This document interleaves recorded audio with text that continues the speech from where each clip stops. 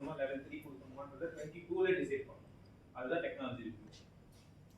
அதுக்கு அடுத்து வந்து டெக்னாலஜி ப்ரோக்ராம் ஸ்டார்ட். ஸோ இது என்னன்னா அந்த டெக்னாலஜி 2026ல என்ன பண்ண போறோம், ஐ மீன் அதோட எண்ட் யூஸ் என்ன, யார் யூஸ் பண்ண போறா, எப்படி யூஸ் பண்ண போறாங்க, அண்ட் தென் அந்த யூசேஜ் வந்து மார்க்கெட்ல வந்து நமக்கு வந்து இது இருக்குமா, நம்மளோட காரை வந்து யூஎஸ்பி ஆகுமா, யூனிக் செல்லிங் பாயிண்ட் இருக்குமா, அதெல்லாமே இங்க டிஸ்கஸ் பண்ணுவாங்க. அடுத்து நீங்க சொன்னது டெக்னாலஜி டார்கெட் கம்பேட்டிபிலிட்டி. ஸோ அதான் அந்த இயர்ல அந்த டெக்னாலஜி கரெக்டா ஒர்க் ஆகுதா, ஒர்க் ஆகுமா, இப்போ வந்து மேனுஃபேக்சர் பண்ணா நமக்கு எவ்வளவு ப்ராஃபிட் வரும், இதுக்கு சப்ளையர் எங்க பிடிக்கணும், யாரை பிடிக்கணும், எல்லாமே இங்க இருந்தா டிஸ்கஸ் பண்ணுவாங்க. அதுக்கப்புறம் அந்த டெக்னாலஜி ஃபீஸிபிளான்னு செக் பண்றது அடுத்த ஸ்டெப். அதுக்கப்புறம் வந்து நீங்க இந்த யூடியூப்ல அதெல்லாம் பாத்தீங்கன்னா இந்த கான்செப்ட் கார்ஸ்லாம் பண்ணுவாங்க, லைக் கிளேலே வந்து ஒரு மாடல் ரெடி பண்ணி அதை ஏரோடைனமிக் டெஸ்ட் பண்ணுவாங்க. ஸோ அதெல்லாம் வந்து இங்க இந்த ஸ்டேஜஸ்ல வந்து நடக்கும். ஸோ உங்களுக்கு ஒரு overview dummy view of the car வந்து இந்த ஸ்டேஜஸ்ல வந்து ரெடி ஆயிடும். ஸோ அதோட தான் இந்த K3 K4 எல்லாமே அதோட ஸ்டேஜஸ் தான்.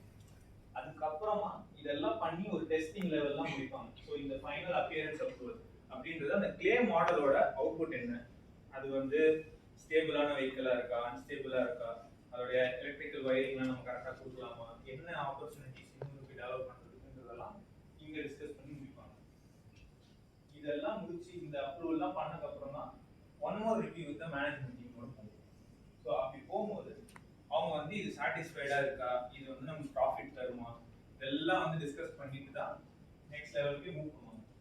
ஸோ அதுக்கு அடுத்து தான் இந்த ப்ரோக்ராம் ஸ்டார்ட்ன்ற ஸ்டேஜ் வரும். ஸோ இதுக்கப்புறம் தான் வந்து அதர் டீம்ஸ், மேனேஜ்மெண்ட்டை தவிர்த்து இருக்க டீம்ஸ் எல்லாம் உள்ள என்டர் ஆகுது. இங்கே தான் மேனேஜ்மெண்ட் தவிர்த்துனா engineering team, design team. Design டீமோட செகண்ட் ஃபேஸ் இங்கே ஸ்டார்ட் ஆகும். ஃபர்ஸ்ட் ஃபேஸ் வந்து ப்ரோட்டோடைப் பில்டிங், அங்கே செகண்ட் ஃபேஸ் இங்கே ஸ்டார்ட் ஆகும். ஸோ உங்களுக்கு ஸ்ட்ராட்டஜி கன்ஃபர்மேஷனே இங்கே தான் வருது. ஆல்மோஸ்ட் அதுக்கே 1 year ப்ளஸ்.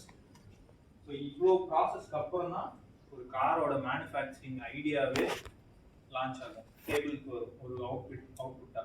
அது வரைக்கும் அது வராது.